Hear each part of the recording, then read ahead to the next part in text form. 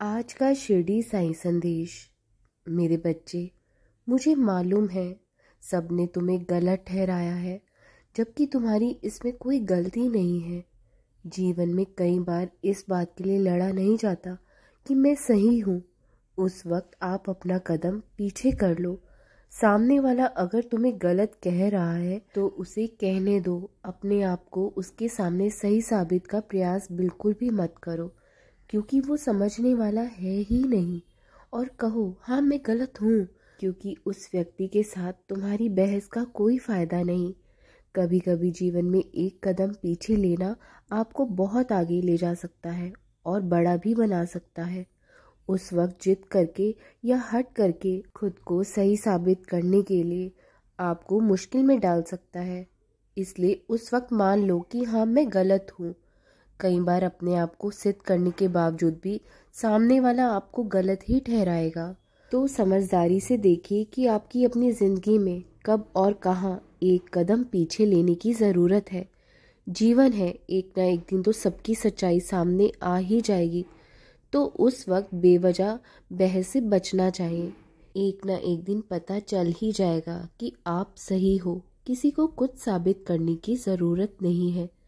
कभी कभी जब मन दुखी होता है तो तुम्हारे मन में ये विचार भी ज़रूर आते हैं कि मेरे साथ ही ऐसा क्यों होता है, मैंने किसी का क्या बिगाड़ा है, ईश्वर मेरे साथ ही ऐसा क्यों करते हैं। और तब अवश्य ही आते हैं जब आप अच्छे कर्म कर रहे होते हैं, सच्चाई के रास्ते पर चल रहे होते हैं। तब भी आपके साथ बहुत ही कुछ जीवन में गलत हो रहा होता है। तो जो हो रहा है उस वक्त होने दीजिए। उस समय आप अपने धर्म से, कर्म से मन को मत भटकाइए, क्योंकि वो आपकी परीक्षा की घड़ी चल रही होती है।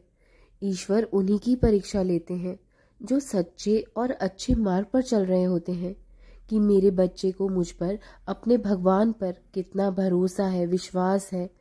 और आपको थोड़ी और हिम्मत देने के लिए, बल देने के लिए तुम्हारी परीक्षा लेता है वो। इन परीक्षाओं से कभी घबराना मत, क्योंकि भगवान आपको और निखार रहे होते हैं।